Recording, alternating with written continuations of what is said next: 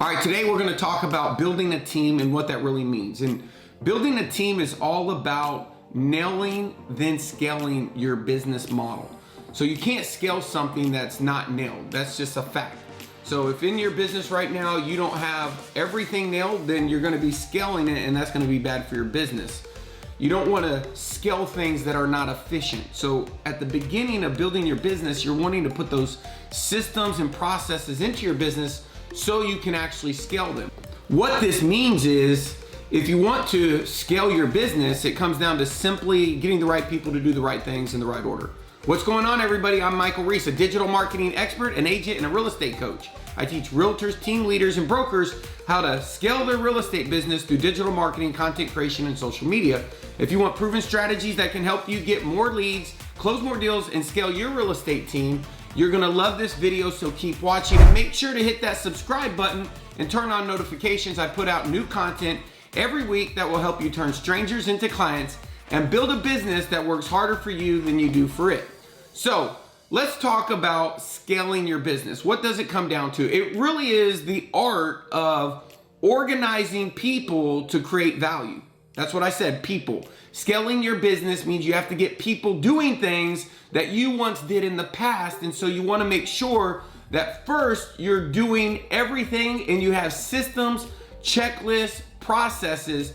And what I'm going to teach you today is called the functional accountability chart. It was taught to me by a guy named Vern Harnish.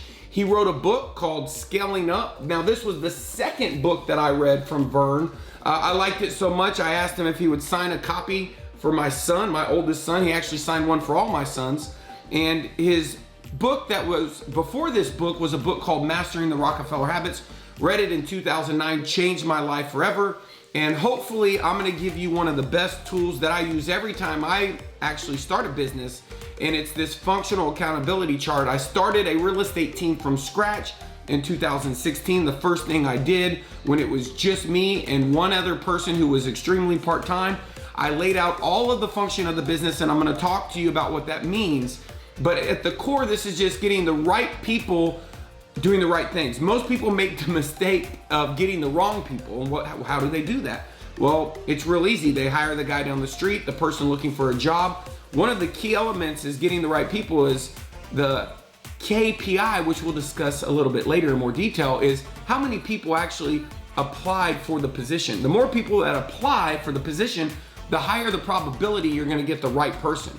So the goal is you don't wanna get the wrong person, or you don't wanna get the right person doing the wrong things. And so this exercise is designed to help you do that. And I'll give you a copy of the functional accountability chart. We also have referred to it in the past as a functional org chart, but I'll give you a copy of the one that I used in the description below, okay?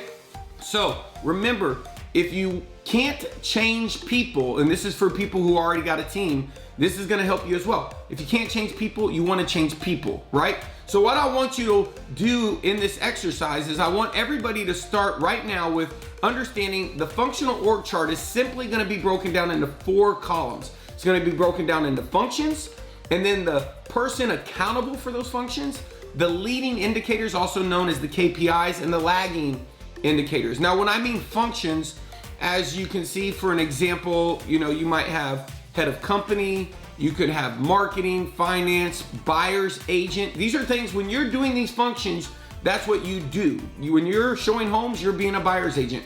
When you're paying bills or making sure that you have the right amount of capital in the bank, you're now putting on your finance hat. And that's the hard thing about real estate, is we get into this business thinking, oh, well, we're just gonna sell real estate, not knowing we're actually becoming entrepreneurs, and we have the opportunity with no lid, no limit, to actually build a business that works harder for us than we do for it. And in order to do that, this exercise is gonna be the first step in organizing people. So again, it might be buyer's agent, listing agent, you get the point. You're probably in all of these functions right now, right? So here's what you're gonna do. When you download this worksheet, what you're gonna do is you're gonna have all of the functions, and then if you have an existing team, you're gonna put whose name is currently in that function, or who's responsible or accountable for that function.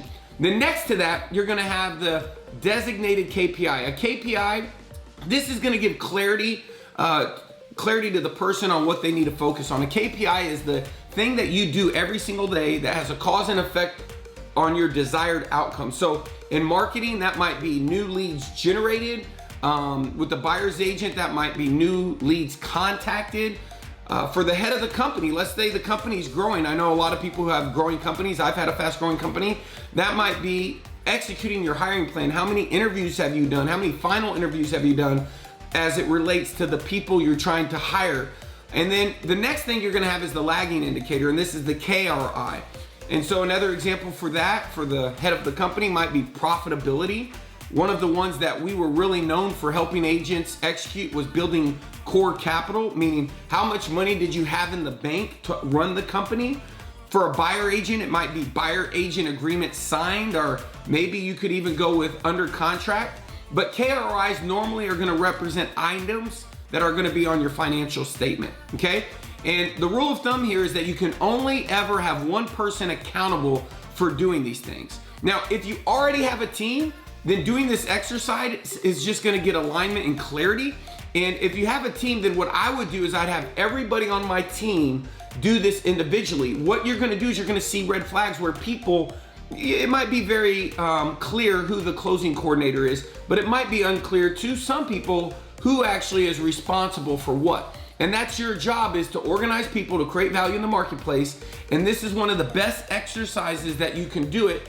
And I think if you're really wanting to take the leap of growing a business, then you're gonna realize, hey, the game that you're playing when you build your real estate business is your name is in every single function, and you're probably not doing them all well. Your job is to create a plan and create the revenue and nail your business model, your revenue generating activities, so that you can get support in doing those high leverage activities. And if you don't know what HLAs are, I'll include a link right here where I broke down an explanation of HLAs, but you should always be doing the highest leverage activities. You can't make $1 million a year doing $20 an hour work. You gotta do $500 an hour work, 40 hours a week.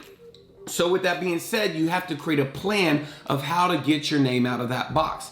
And that's how you scale your real estate business and actually build a business that works harder for you than you do for it. Now guys, if you liked this video, I know it's short, sweet, and to the point. It's an exercise that you can apply to your business today or at some point in the future. But if you liked it, I would really appreciate it is if you go down and hit that like button, so YouTube's algorithm will actually know, hey, agents actually like this. Let's show it to more agents. That would be helpful for me. Then it allows me to produce more content like this. And also, while you're down there hitting like, go ahead and hit subscribe and turn on notifications. I produce videos just like this every single week. So if you haven't subscribed, make sure you subscribe. And I really do look forward to helping you grow your business. Remember, effort in equals results out. And you have to work not only in your business, but on your business. And this is a good place to start. So if you haven't done it, don't waste any time. Download the functional accountability chart and get started. And like I always say, we'll see you at the top or from the top.